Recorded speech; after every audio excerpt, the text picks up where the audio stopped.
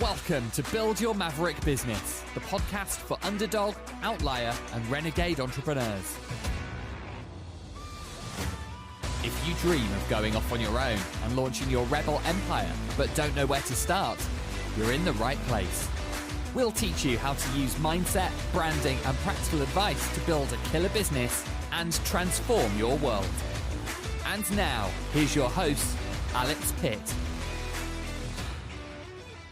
Hello everyone, welcome back. Coming to you right now from a very sunny London. There are blue skies, there's birds singing, which, as lovely as they sound, I hope my mic isn't going to be picking any of that racket up.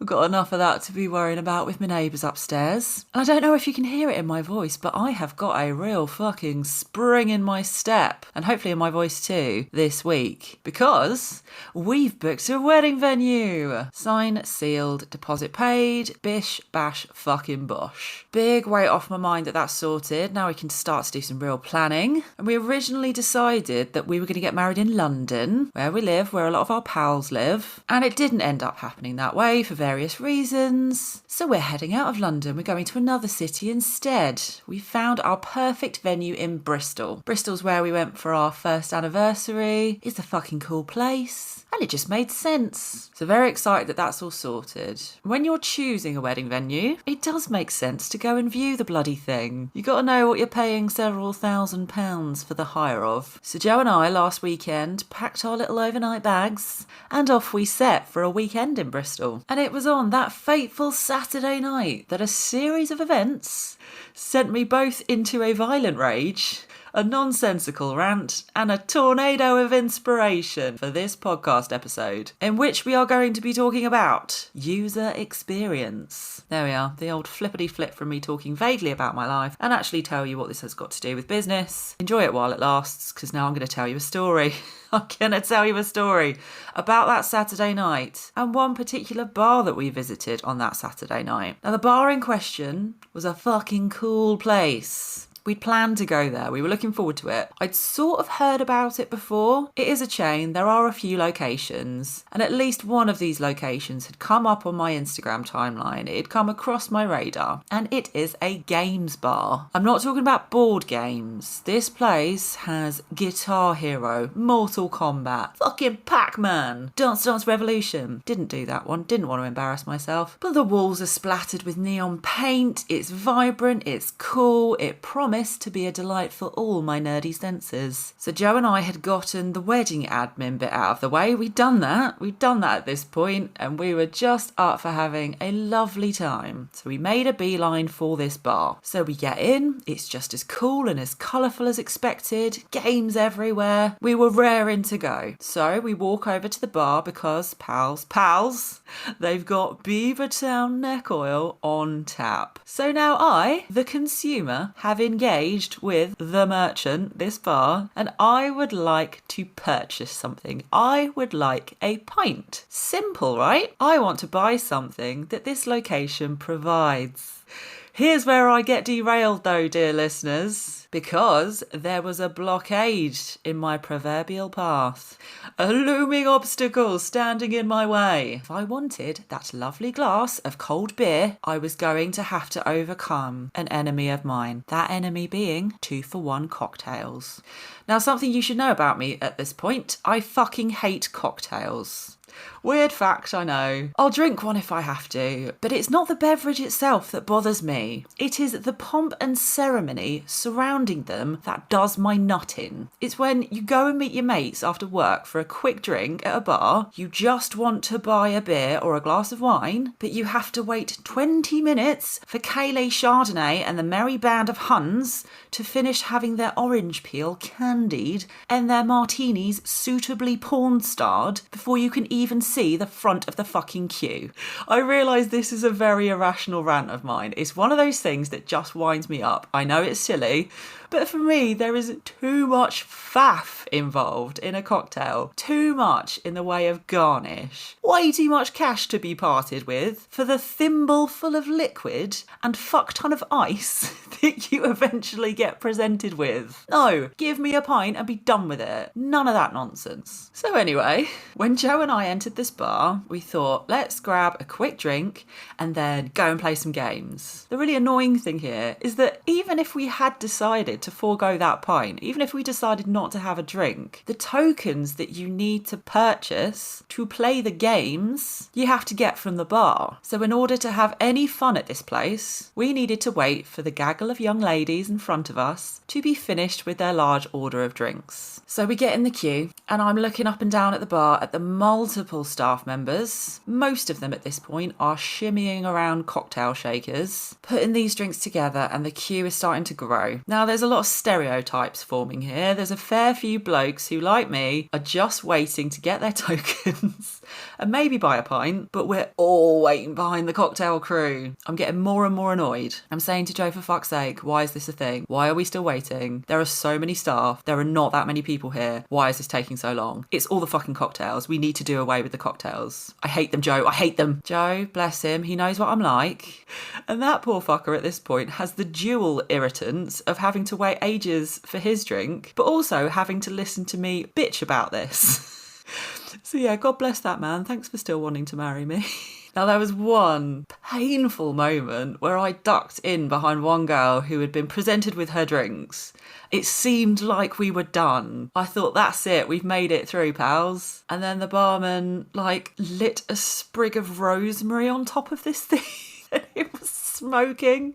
And then all of the finessing around it, like he's fanning the motherfucker. All of that added another 20 seconds. But then he held up the card machine, so I was like, cool, we're done. Excellent. But then this next level cow in front of me didn't notice that he was holding up the card machine because she was having a little photo shoot with this fucking drink for the gram instead of just paying and walking away. I'm like, Shannon, can we close the gap on this painful experience, please? Can you just do me that solid, hun? So eventually I got my pint, but in the self-induced stress of it all, I drank the whole thing in about 2.5 minutes, so we nearly had to start the process again. We decided instead to leave the bar. With our pints, we got a few tokens, we'd already played a few games, and I just said, you know what, I'm not doing that again. Let's just go somewhere else. So yeah, my ridiculous pet peeves aside, we did leave that bar. It was really good fun for the few minutes that we were drinking our beers and playing our games, apart from the process of buying that drink. Joe absolutely annihilated me at Guitar Hero, which, seeing as he is the guitarist of a touring band, that would have been a bit embarrassing otherwise. But no, we decided that it was not worth the process of making that purchase to stay in that place. There are a lot of other bars in Bristol. There might not be exactly the same things on offer in those other bars. They might not have the games, they might not have the cool neon interiors, but the experience of trying to make that simple purchase was so clunky, so irritating, that we decided to go elsewhere. So I jokingly said to Joe at one point,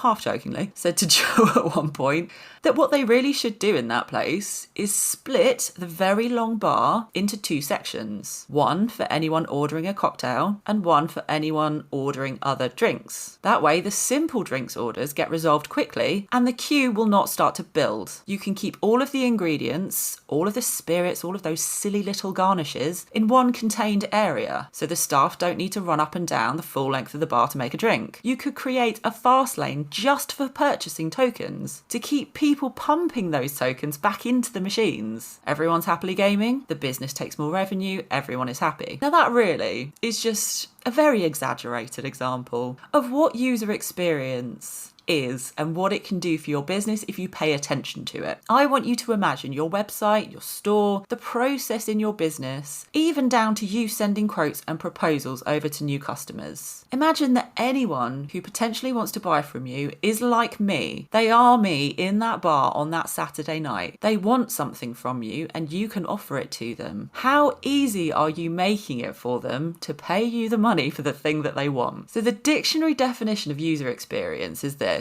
the overall experience of a person using a product, such as a website or computer application, especially in terms of how easy or pleasing it is to use. And what I found really interesting, I just wanted the quote so I could talk about it in non-Alex terms.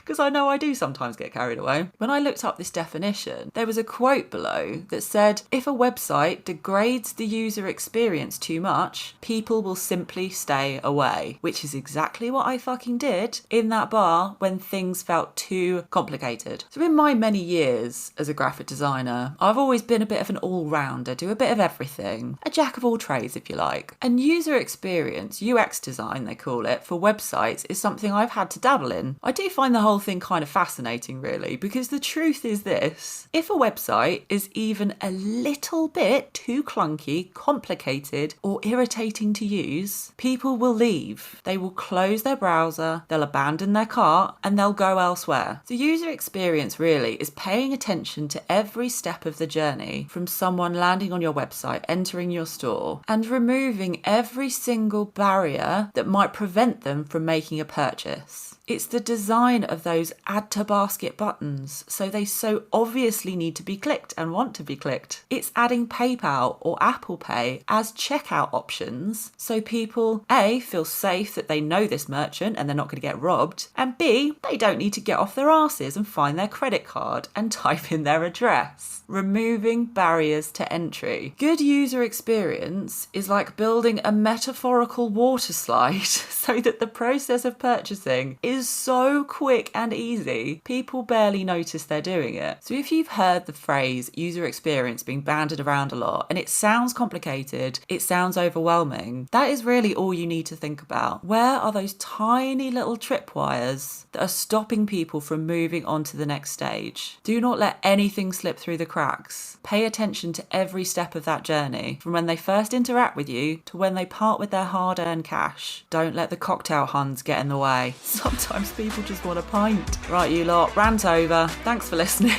Thanks, as ever, for your patience while I get to the point. Have a wonderful week, and I will catch you here next time. If you love what you're hearing in this podcast, but you are still yet to start that rebel empire of your own, I've got something that might help. Head over to the show notes of this episode, where you will find a free 7-step action plan to kickstarting your first side hustle. It's got pretty pictures, it's got activities. What more could you want, my loves? Get it downloaded, try it out, let me know how you get on.